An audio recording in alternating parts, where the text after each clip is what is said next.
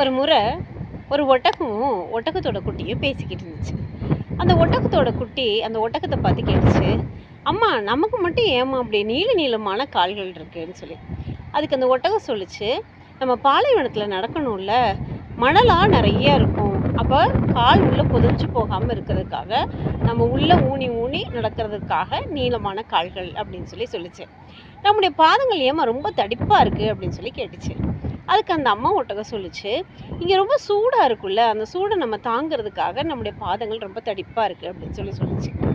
அந்த தொடர்ந்து அந்த குட்டி ஒட்டகம் கேட்டுச்சு, அம்மா நம்ம கண்கள் இமைகளுக்கு உள்ளார ஒரு படலம் ஒரு லேயர் இருக்கலாமா, அது எதுக்குமா அப்படின்னு சொன்னால், இங்கே பாலைவனத்தில் மணல் காற்று அடிக்கும் இல்லையா, அப்போது நம்முடைய கண்கள் அது மூடிக்கிட்டாலும் நம்மளால் பார்க்க முடியும், மண் கண்ணுக்குள்ளே போகாமல் இருக்கிறதுக்காக அப்படி இருக்குது அப்படின்னு சொல்லிச்சு. இப்படி ஒன்று ஒன்றா கேட்க கேட்க அந்த ஒட்டகமும் ஒவ்வொன்றா பதில் சொல்லிகிட்டே இருந்துச்சு.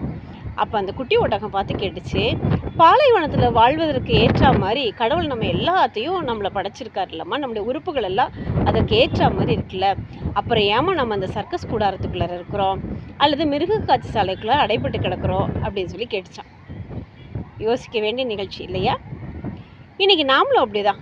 கடவுள் நம்மளை நல்ல உலகத்தில் வாழ்வதற்கு ஏற்ற மாதிரி இல்லை நல்ல பண்புகளோடையும் நல்ல சூழலோடையும் படைச்சிருக்காரு.